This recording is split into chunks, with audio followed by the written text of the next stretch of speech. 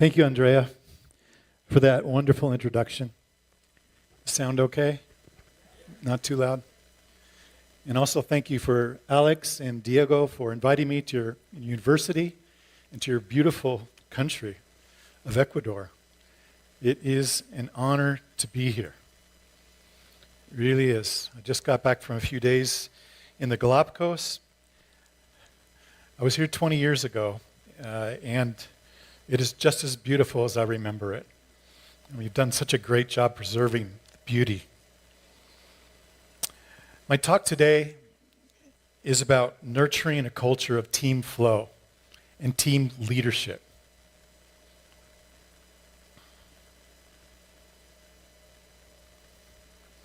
I'll start by emphasizing the foundational importance of values and the critical building block that they play as you develop a strategic plan. You can't develop a strategic plan without totally understanding the company and organizational values, whether as an individual or as an organization. If you want an enduring competitive advantage, the decisions that you make strategically must come through the lenses of those values. I had the honor of studying in Japan a few years ago and studying companies that were over 100 years old. One company, Hoshi, which I'll have a slide for a little bit later in the show, one company is 1,400 years old, 46 generations. And the main thing I found by studying the 9 companies I studied was that I asked, how did you keep it going through all these generations? Values, making decisions with the values, not short-term values, but long-term, enduring values. Values are critical.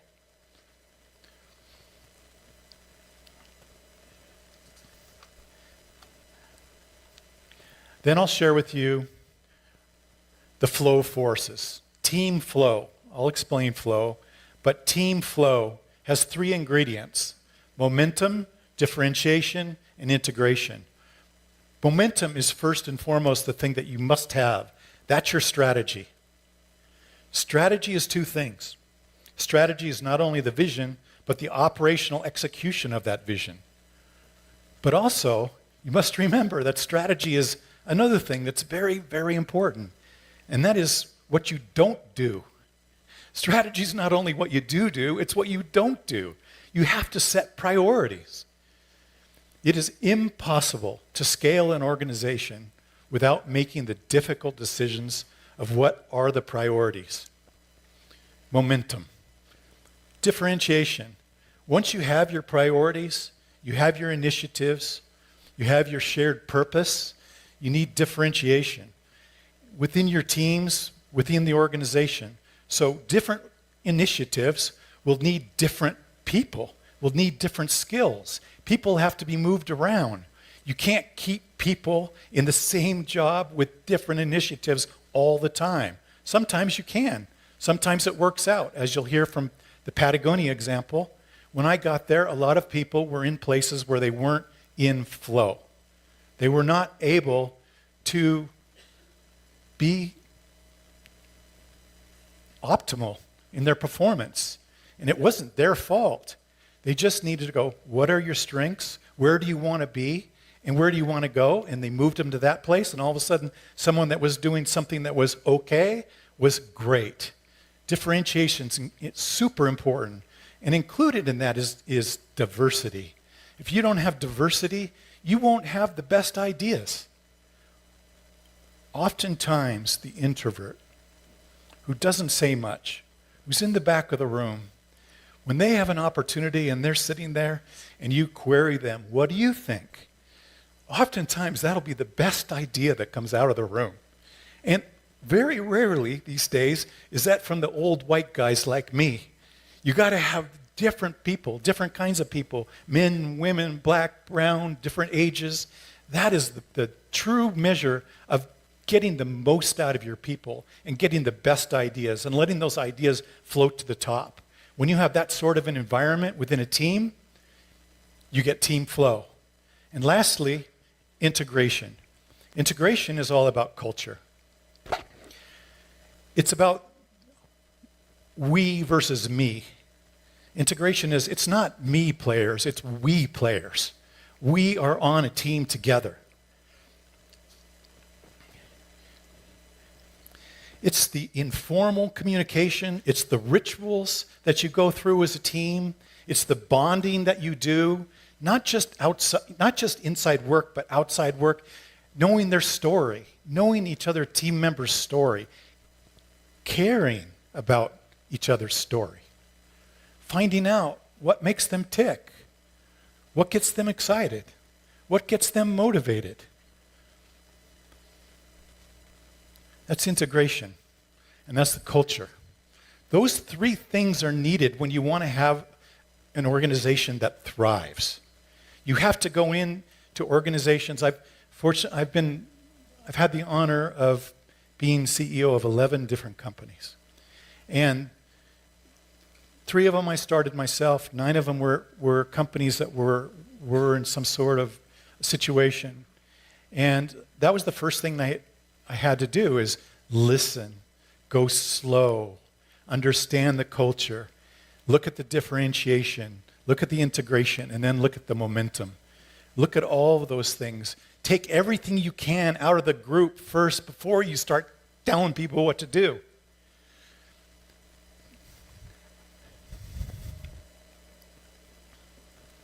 So when I do go into a new organization, the first thing I ask people is, what is your job? What do you do? And what I'm really trying to get at is the why. Why are you here? Why are you in this job? Does it fit with your values and your purpose? I really want to understand that, because it's not just the job that you do, it's the goal that you pursue. If you want to get people that are super engaged and love being in your organization, you have to make sure that there's some sort of a congruence between the values of what they're doing and their internal values from the unit of analysis of the individual themselves. So flow leaders understand and facilitate this. They don't just put people in and forget about them. They've been there for 10 years. They find out where they are, if they're thriving. If they're not thriving, how can they thrive? Thank you, Alex. The number one variable of people that are totally engaged in an organization, number one is they know what the shared purpose of the organization is, and they get the feedback and support they need to do their job well. 65%.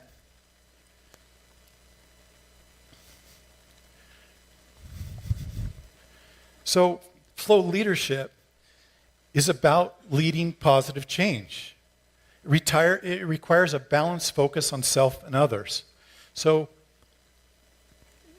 USFQ, for instance, 37 years old, entrepreneurial, organic, toured the campus today. Oh my God, I want to go to school there. I mean, what an amazing place. All the art, all the young people, super charged up, lights in their eyes. It was a fantastic experience. I mean, just that, you just get a feeling, the artifact of the culture of the place itself, of what it's like, and how real it is, and how authentic it is. Flow leadership requires that you know your own story, first of all. You're comfortable with who you are. You're not trying to be something to somebody else. You're intrinsically motivated. You're doing it because you love it. You're passionate about it. You're not doing it for money, power, or title. That's flow leadership. And you have to understand that first before you can put others into flow and before you can have team leadership at the flow level. So let me just use my life a little bit as a framework here of telling you the story and how I got here. So this is a letter, old letter, when I was back in high school, informing my parents that I was kicked out of high school for the second time. And I was a juvenile delinquent. I didn't have a lot of values. I didn't know who I was. I didn't know what was important. I was all about myself. I wasn't about team at all. And so I was I was exactly the last person on the planet that my parents, my teachers, my friends would ever think that I would join the Navy and end up in the SEALs. So, joined the Navy with 1,000 other people. I took the test to go to training. 120 of us made it into training, and 17 graduated, and I was one of them. So I'd like to tell you about the moment my life changed. So in training, on the third or fourth week of training, they put you through a thing called Hell Week. And Hell Week is you don't sleep for 6 days. You are hallucinating, you're wet, you're cold, you're a sand cookie, you're doing evolutions, carrying a big rubber boat on top of your head called an IBS, inflatable boat small, with 5 other people. You're miserable. And that's where they get most people to wash out and quit. You can quit anytime you want. They, in the middle of it, they have a warm bus that's all got food in it, and all you have to do is ring the bell and get in the bus, and you're out. Well, this is day 3 now, and I'm doing a run, swim, run. So what they do is you run a mile, then you go into the Pacific, and you swim a mile, come back, run a mile, swim a mile. So we're on the 3rd mile doing this, and I'm out there in the surf zone, and we're doing underwater recovery stroke, which is what they teach us, the SEAL teams, and I'm cheating, so I'm walking on the bottom, but the instructors can't tell that I'm walking on the bottom. So I step on a stingray, and the stingray barbs me to my left foot. Pain starts going up my leg, extremely painful. I come in, they secure the evolution, and the proctor, Joe Twittick, looks at my boat crew, and he says, Crooke has clearly been cheating. He's a cheat. Stingrays don't just swim up and sting you. He was walking on the bottom. He's a cheater. 2 things are going to happen here. Either 1, he's out for cheating, or 2, you're going to put him in that boat and you're going to carry him until he can put his boot on. They carried me. That's the moment my life changed. I went from being an individual to a team player, and I've never looked back. I would not be here if it wasn't for that. That's the only thing that the 17 of us that graduated, the only thing we had in common. It wasn't the biggest, it wasn't the strongest, it wasn't the most intelligent.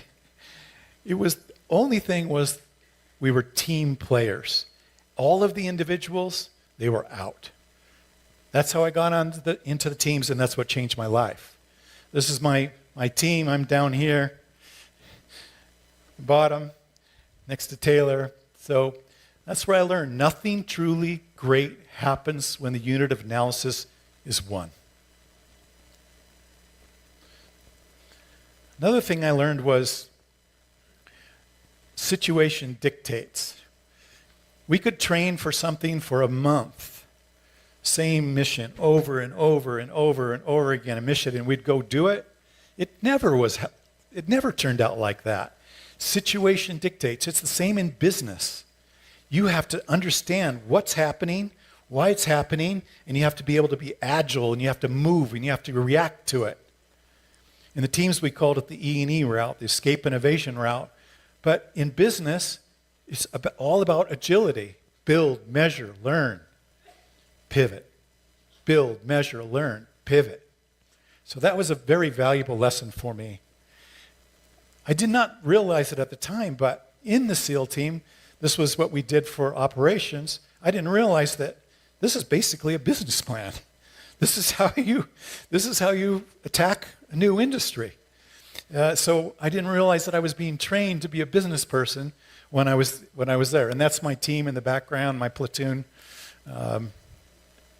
So after I got out, started going to school, I learned that what I was feeling when I was with those 12 people and we were doing a mission where they were jumping out of a plane or locking out of a submarine or whatever we were doing, we were in flow.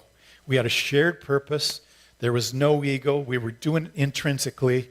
We were all totally connected and bonded. There was no hierarchy. There was an officer, and there was the lowly enlisted, which I was, but we were all the same. Our lives depended on each other. And that's how we felt about it. That's how we trained. That's how we worked. We knew everything about each other. We were one. And so this book, when I read this book, I go, wow, that's what I felt when I was in the teams. So I was really surprised when I met Csikszentmihalyi, you were close. And he's the one that came up with this concept of flow, where you have a challenge and you have your skill set here. And if you have strong skill set in whatever the challenge is, as the challenge increases, the skill set has to come out. And it comes, and you go up this flow channel as it goes up. And the further you go up the flow channel, the further you get up into big C creativity. And that's where paradigms are broken. That's where business models are changed. That's where catalytic mechanisms are built into value chains where they can't be copied. And you develop a sustainable, competitive advantage. So that's the flow channel. If your skills are really high and the challenge is low, you move into boredom. And vice versa, if the challenge is really high and you don't have the skills, you move into anxiety. So that's why we like to find out, when you go into an organization, you like to find out where people are, what their skill set is, and if they need to move to a different department or to do a different job. Because they could be very, very skilled in something else, and they could move easily out of boredom and move straight into flow if you put them in the right place. Oftentimes what I find is that people that fail, that don't do well in their jobs, it's not their fault. Maybe they're not getting the feedback and support they need. Maybe they're just in the wrong jobs. No one's really taken the time to find out what are they passionate about. So that's Mihai Csikszentmihalyi. I was fortunate to have him as a friend and a mentor. Hung out with him for many years. Every Friday we would have lunch together. I learned so much from him, and he's big reason. He helped me turning around Patagonia. So again, the conditions are the strengths match the initiatives, there's clear goals, there's feedback, and it's a constant loop. And it just keeps going round and round. The results you see are it's an optimal experience. People, they lose their self in consciousness when you're in flow. Time stops. You might be doing something for 2 hours and it feels like 15 minutes. You know, when you do something you don't like to do, you do it for 15 minutes and it seems like 2 hours? It's the opposite. Action and awareness merge. It's intrinsically motivating. It's right here. It's not because your professors tell you, your parents tell you, a book tells you, TikTok tells you, Instagram tells you. It's because you love it. You are passionate about it. That's flow. Results are accelerated. Research shows accelerated learning, enhanced problem solving, greatest sense of meaning at work, enhanced well-being, and peak performance. A story. My undergrad was in forestry. I got out, I got this job with this wonderful company, Pacific Lumber Company. It was a logging company, but it was family-owned, 120 years old. They didn't clear cut. They didn't cut anything near the streams. The environment was super important to them. It was a family-owned business, big business, but family-owned. Sustainable forestry, never took more board feet than what was growing. Left all the big trees in the stands to seed the next generation. It was Sierra Club dream in terms of managing silviculture prescription for a forest. One day, leveraged buyout. Charles Hurwitz, Maximo, bought the company. Within 2 weeks, they told us as foresters to go back in and cut everything, clear cut, right up to the streams. take out all the big trees that we left, which meant bulldozing all the second growth trees. It was a disaster. Probably no surprise to you. 9 years later, company's bankrupt. The mill closes. We had our own town, Scotia. They gave us a house. We had the best pay. We had the best benefits. We had shared purpose. We had respect from the community. It all went away. Values. Values are everything.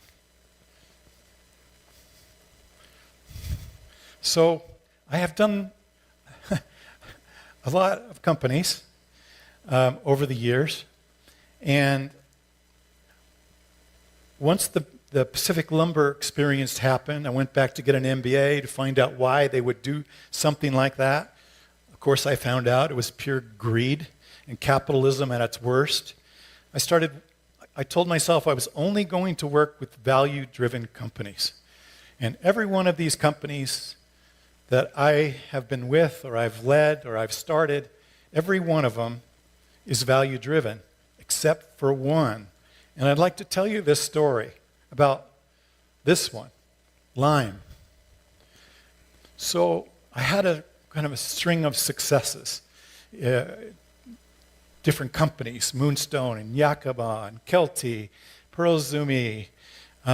Patagonia was a great team, and we turned that around. I'm going to tell you that story. So then after Patagonia, after 6 years, I started a venture capital firm with Steve Case, the guy who started AOL, a wonderful mentor of mine.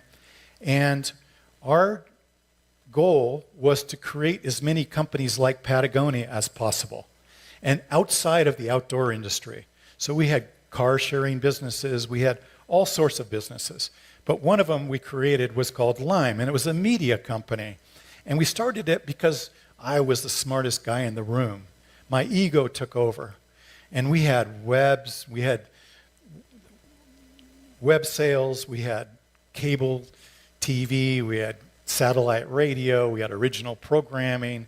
We spent $25 million building this company, buying traffic on the internet. At one point, we were top 10 on the internet in terms of traffic. Bottom line was we were everything green. Anything cool, anything green, we put it up, we talked about it. We bought the luminaries, we put them on our site, because I was so smart. There was no way I was going to lose, right? I knew more than anyone. It was a colossal failure. Anyone have an idea why it failed? Values, ego. That's right.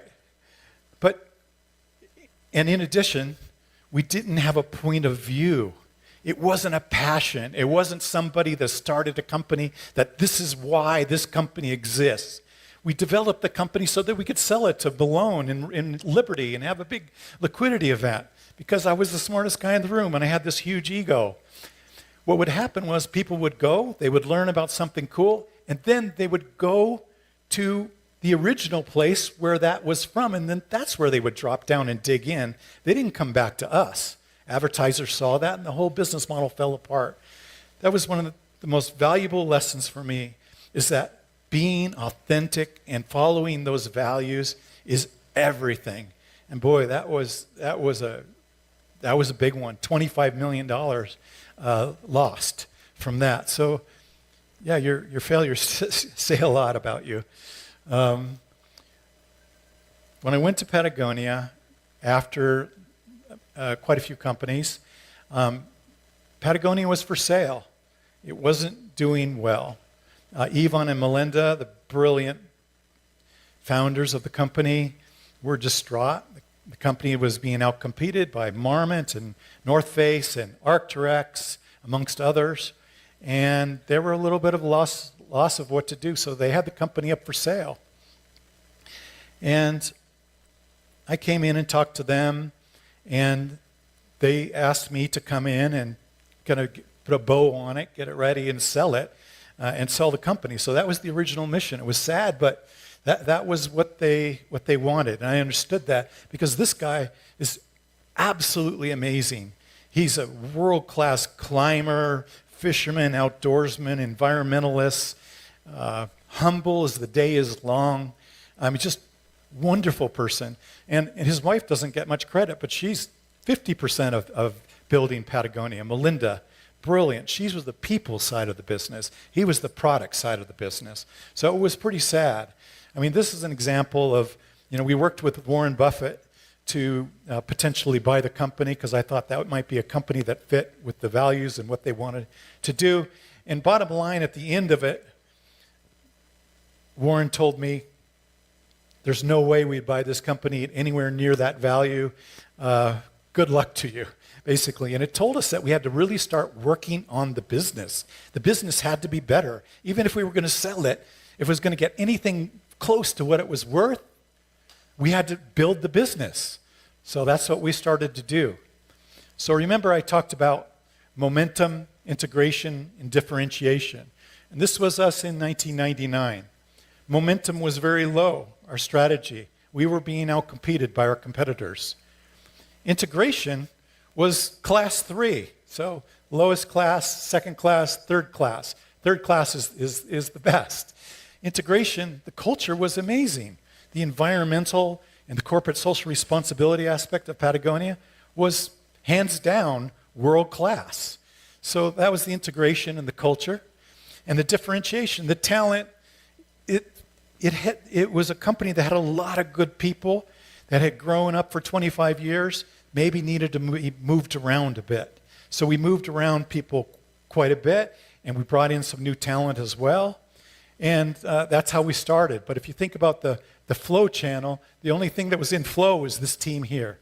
That team was in flow for sure, but the company was not in flow.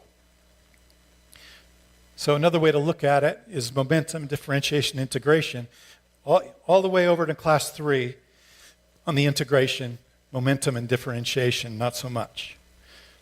So we started doing surveys about values, and we found out throughout the world that there was a pluralism of values.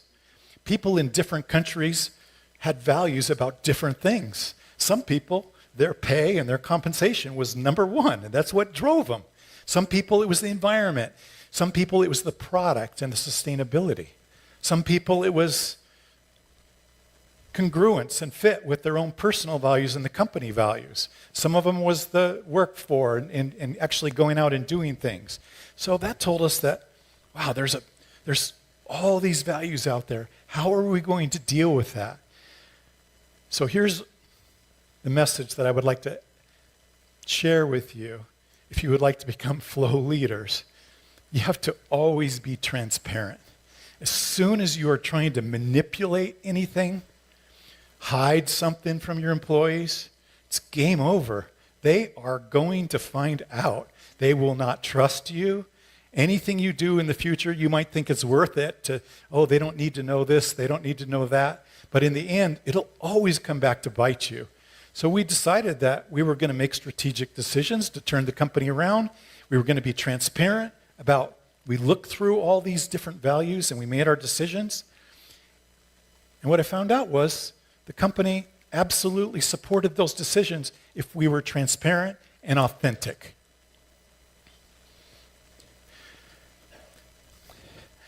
Story. The importance of story. We had to look at everything. One day, Yvonne looked at me, the founder, and he said, why aren't other companies giving 1% of their sales or their profit? Why aren't they giving it to the environment? It costs them hardly anything. And I said, well, Yvonne, we have to brand it. We have to give it some sizzle. We have to tell the story.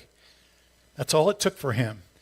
The next morning, he's in the long boardroom with the marketing team. Within a few hours, they come out with this name, 1% for the planet.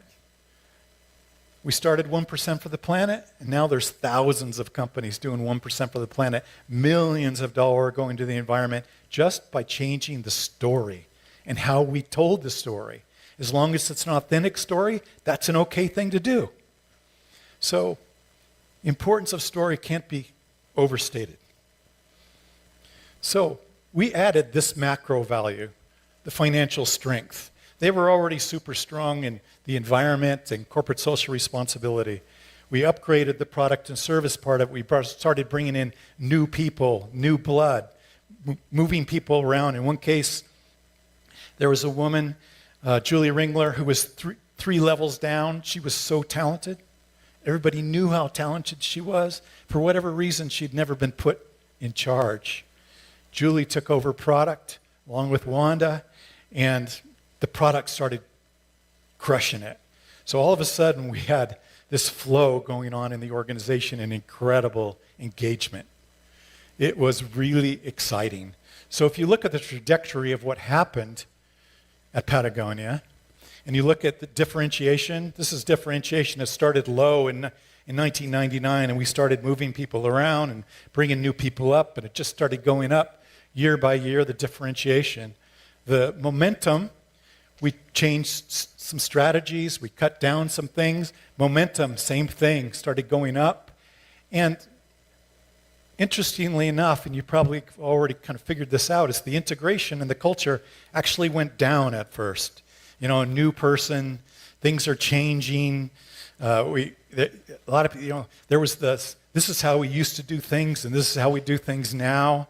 So integration actually went down, but we just had to stay authentic. This is why we're doing it. This is what we need to do to be competitive.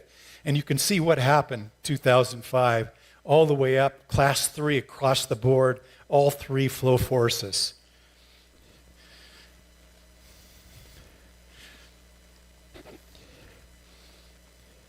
So we ended up on the cover of all these magazines. We were the 14th best place on the planet to work. This time, 2006 when I left, right after I left, Fortune magazine, coolest company on the planet. So it was quite a story. Remember now, this isn't a story about me. This is a story about a team of people. Mostly it's a story about Yvonne and Melinda. It was their company. It was their brand. It was their values. I was a caretaker. My team was a caretaker. It wasn't about me. They are the one that created this incredible company. So I went to start this venture capital firm, as I told you, with my friend Steve Case. And we had a really good run. One of the companies we bought was out of receivership for $4 million in 2005, was car sharing. This was before collaborative consumption was really a thing. And the idea is that you don't need a car, you have a membership, there's a car parked close to you, and you go use it when you need it. And so usually what would happen is 20 to 35 people would use the same car. That was the idea. It was in receivership. And the reason it was is because the way they were selling the product was the story that they were telling about the brand was to municipalities, to universities, you have to buy this because it's good for the environment. That was how it was being sold. Hired a bunch of young people to kind of think out of the box about it. They came up with these kinds of billboards, why own a car when you can own the drive, everybody bought a pizza by the slice. They made it fun. They started buying different cars, not just hybrids, BMWs, pickup trucks, other cars that people needed. You wanted to take a date out, you wanted a nice car. We started doing that, and all of a sudden, it got interesting. We started having block parties for each car. You'd have 30 or 40 people show up at each car, sharing the CDs and leaving them in the car. It turned into an amazing culture. And the environmental part of it came along with it. We didn't lead with the environmental story, but it came along. I mean, with 1,000 vehicles, we took 6,000 vehicles off the road. I mean, this is an incredible environmental story. First company to be carbon neutral. It's just over and over. So to get to where you want to go, it's not always from point A to point B. Hey, this is really going to help the environment. This is really going to help sustainability. Sometimes you have to go A, B, C, D before you get to where you want to be. We merged with Zipcar, and 6 years later, we did a $1.2 billion valuation IPO. That started with a $4 million investment. So there's so much white space out there still today. When I think about it, for using the environment, using sustainability, using corporate social responsibility as a customer's willingness to pay as differentiation. When I went to Prana, this quick story about the importance of authenticity, this company was also in trouble. It had just been purchased by a private equity company. They asked me to come in and turn it around. I had a nice little team. We came in, and the first thing I noticed was because their finances were so low, all of their sustainability initiatives had been cut. They weren't doing their carbon offsets that they told everybody. They weren't doing the organic cotton. They weren't doing these things. And I, within 2 weeks, with no money, the first thing I did was hire a sustainability manager. When the private equity people came to me and were very upset with that, hey, we need salespeople, we need this, we need that. I said, if we lose the authenticity of this brand, it's game over. You will never recover from that. You have to be authentic to these values. Otherwise, it won't work. 10 years later, we sold this company to Columbia for $192 million.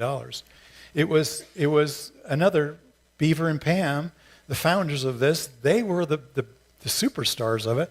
They were the people that started with values. They were the one that put it together.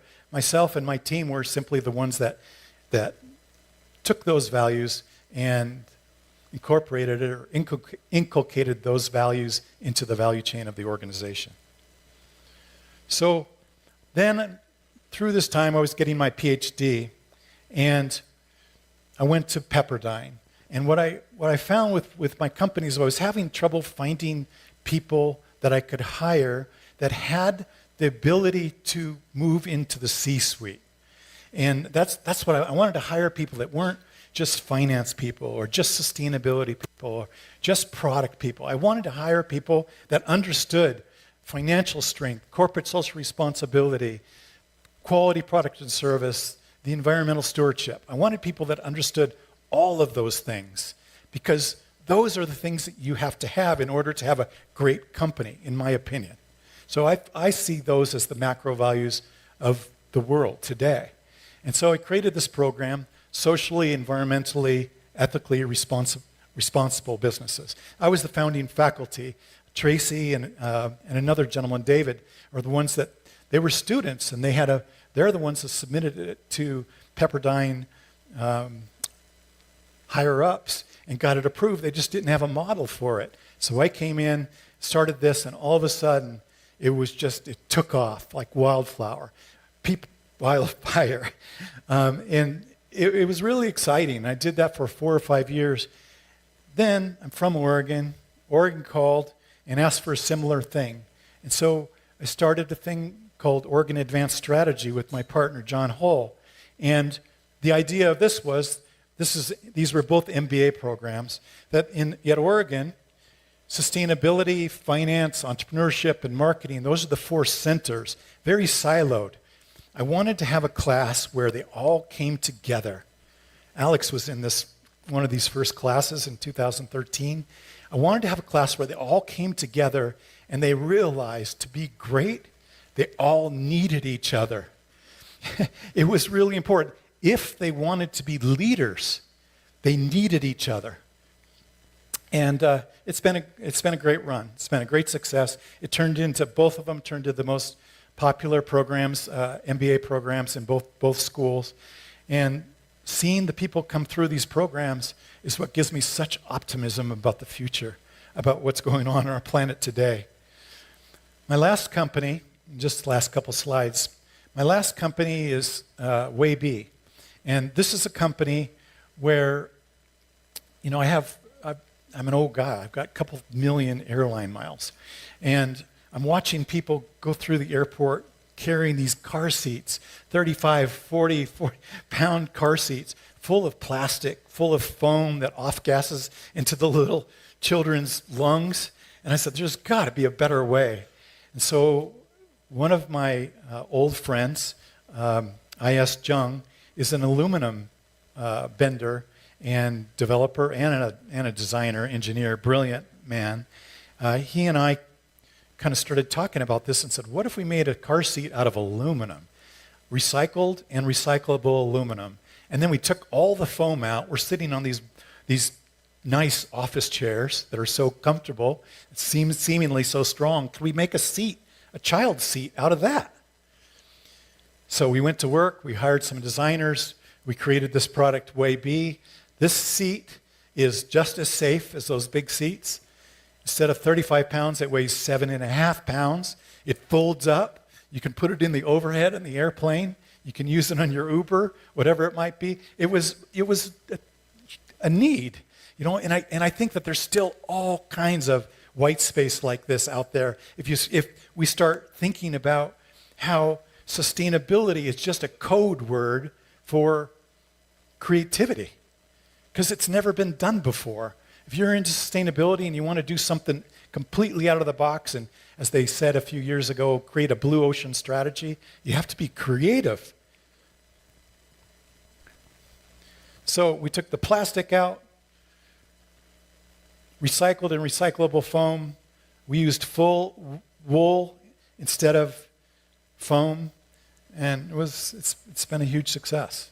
It's really big. So it's really fun to start kind of putting these things together, and when you start to think about it, it's actually quite simple. And the people, of course, the first 7 people I hired for this company, guess where they came from? My classes. They were, and it was, you know, so it was kind of whole circularity. It was really great. I'd like to leave you with this. One of the companies I studied, as I mentioned in the earlier part of my presentation, was Hoshi. 1,300 years old, 46 generations. Bottom line was they had to go through world wars. They had to go through everything.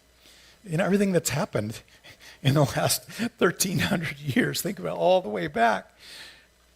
Values. I spent time with the CEO.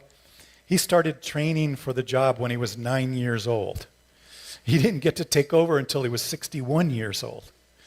But just the idea of that, but inculcating the values and making sure that you never go away from who you are, staying authentic, being in flow, finding flow, being an autotelic, being in a we versus me team, having a shared purpose, giving the right feedback, support to people, honoring people by asking them their story. Why are you here? What's important to you?